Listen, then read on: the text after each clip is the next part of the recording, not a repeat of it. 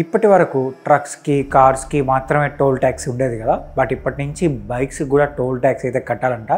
Fast tag కంపల్సరీగా bikes కూడా ఉండాలని చెప్పి ఒక రూల్ అయితే తీసుకురాబోతున్నారు. దాని గురించి కూడా మనం ఈ వీడియోలో మాట్లాడుకుందాం. అలాగే కన్న కూతుర్ల పైన కోపంతో ఒక తండ్రి ఏం చేశాడంటే తన ఆస్తి మొత్తాన్ని ఒక టెంపుల్ పేరు పైన అయితే రాసేసాడనమాట. సో ఆ కథ ఏంటో కూడా మనం ఈ వీడియో డిస్కస్ చేద్దాం. ఈ వీడియోలో ఇలాంటి మోర్ ఇంట్రెస్టింగ్ టాపిక్స్ అయితే చాలా ఉన్నాయి. మీకు ఖచ్చితంగా వీడియో నచ్చుతుందని నేను అనుకుంటున్నాను. సో మనం ఇంకా ఈ వీడియోలోకి వెళ్ళిపోదామా. ఇప్పుడు బైక్స్ కూడా ఫాస్ట్ ట్యాగ్ అనేది కంపల్సరీగా ఉండాలంట. జూలై 15 నుంచి అయితే ఈ రూల్ తీసుకురాబోతున్నారు. అది ఎంత ఏంటనేది మాత్రం చెప్పట్లేదు, కానీ జూలై 15 నుంచి అయితే కంపల్సరీగా బైక్స్ కూడా టోల్ ట్యాక్స్ ఉంటుంది, ఫాస్ట్ ట్యాగ్ ఖచ్చితంగా ఉండాలని చెప్పి సో గవర్నమెంట్ అయితే చెప్తుందనమాట. ప్రజెంట్ దీని గురించి అయితే న్యూస్ అయితే సోషల్ మీడియాలో బాగా వస్తుంది. అండ్ ఇప్పటివరకు మనకు కార్స్కి ట్రక్స్కి మాత్రమే ఫాస్ట్ ట్యాగ్ అయితే కట్టాల్సి వచ్చేది. బట్ ఇప్పటి నుంచి బైక్స్ కూడా కట్టాలన్నమాట. ఎందుకంటే ఈ నేషనల్ హైవే పైన ఎక్కువగా బైక్స్ కూడా వెళ్తున్నాయని, బైక్స్ ట్రావెలింగ్ కూడా ఎక్కువ అయిపోయిందని చెప్పి సో ఈ నిర్ణయం అయితే తీసుకున్నారంట. అండ్ అంటే ఇక్కడ ఈ ఫాస్ట్ ట్యాగ్ వల్ల బైక్స్ కూడా ఫాస్ట్ ట్యాగ్ ఇవ్వడం వల్ల ఏంటంటే ఈ రోడ్స్ కొంచెం అభివృద్ధి చేయడం కోసం అని చెప్పి, అలాగే ట్రాఫిక్ కొంచెం తగ్గించడం కోసం అని చెప్పి ఈ నిర్ణయం తీసుకున్నామని చెప్పి మాట్లాడుతున్నారనమాట. మరి ఇది ఎంతవరకు కరెక్ట్ ఏంటనేది ఒకసారి మీరు కామెంట్ చేసి చెప్పండి.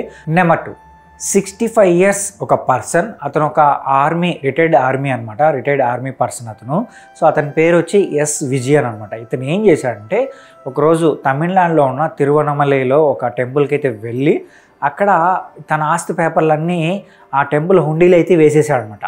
ఆ తర్వాత హుండీలోంచి మనీ తీస్తూ ఉంటారు కదా అధికారులు, టెంపుల్ అధికారులు వచ్చి ఆ పేపర్లో బయటికి తీసి అతన్ని పిలిపించి అడిగారంట, ఏంటి మొత్తం ఆస్తి అంతా ఆ టెంపుల్ పేరు మీద రాసేసావు ఎందుకు అని అడిగినప్పుడు అతను ఏం చెప్పాడు తెలుసా, నా కన్న కూతుర్లు అంటే 2 కూతుర్లు ఆయనకి, వాళ్ళు ఏంటంటే ఇతను అవసరానికి డబ్బులు అడిగినప్పుడల్లా వాళ్ళు అవమానిస్తున్నారంట, చాలా చీప్గా చూస్తున్నారంట.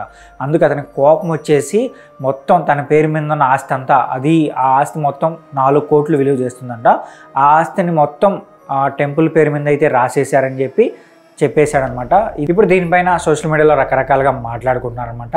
అంటే లైక్ ఏంటంటే ఫాదర్ రాక్, డాటర్ షాక్ అని చెప్పి చాలామంది అయితే మాట్లాడుతున్నారు. సో దీనిపైన మీరేమనుకుంటున్నారు కూడా కామెంట్ చేసి చెప్పండి. నెంబర్ 3, రీసెంట్గానే ఇజ్రాయెల్ వార్లో అమెరికా కూడా జాయిన్ అయింది. తర్వాత ఇరాన్ పైన దాడి కూడా చేసింది కదా. వాళ్ళు దాడి చేసిన తర్వాత ఇరాన్ కూడా అమెరికా బేస్ ఉంటుంది కదా, ఇరాక్లో ఉందన్నమాట, ఈ బేస్ పైన దాడి చేసిందనమాట.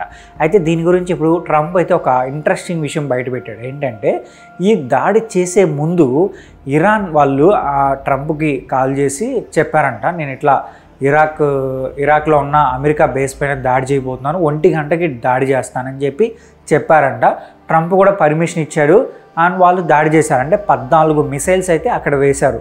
అండ్ ఆ దాడికి ముందే ఆ బేస్లో ఉంటారు కదా, సైనికులు ఉంటారు కదా, వాళ్ళందరినీ అయితే సురక్షితమైన ప్లేస్కి అయితే తీసుకెళ్ళిపోయారంట. ఆ తర్వాత వీళ్ళు దాడి చేశారంట. ఇప్పుడు దీనిపైన సోషల్ మీడియాలో చాలా రకాలుగా మాట్లాడుతున్నారు. అంటే చెప్పుకొని మరి దాడి చేసుకుంటారు ఏంటి అన్నట్టుగా కొంతమంది అయితే మాట్లాడుతున్నారు అనమాట. సో ఇలా కూడా దాడి చేస్తారా అని చెప్పి మరికొందరు అయితే చెప్తున్నారు. అండ్ మీరేమంటారు దీనిపైన ఒక ఫన్నీ కామెంట్ చేసి చెప్పండి. నెంబర్ 4, ఇది వినిన తర్వాత వీడేం మనిషిరా బాబు అని మీరు కూడా ఖచ్చితంగా అనుకుంటారు.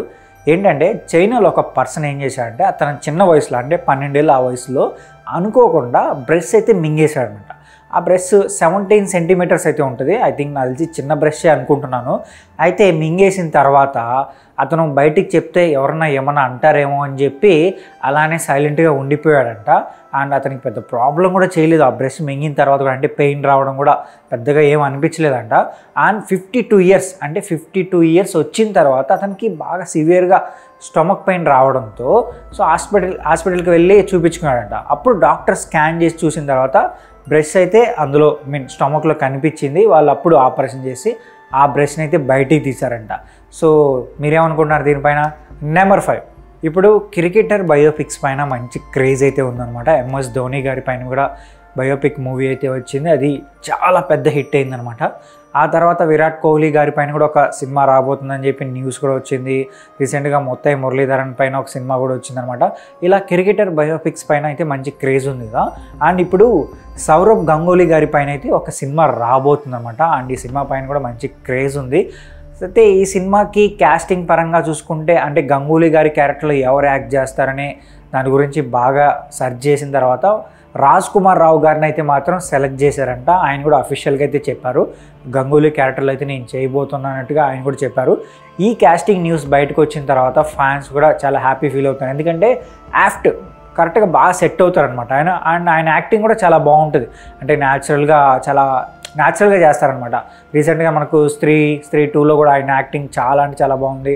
అండ్ ఇంకా చాలా సినిమాలు అయితే ఆయన మంచి యాక్టింగ్ అయితే చేశారు. అండ్ ఈ కాస్టింగ్ పరంగా అయితే మాత్రం ఫ్యాన్స్ అయితే మాత్రం ఫుల్ సాటిస్ఫైగా అయితే ఉన్నారు. అండ్ దీనిపైన మీరేమనుకుంటున్నారో కూడా కామెంట్ చేసి చెప్పండి.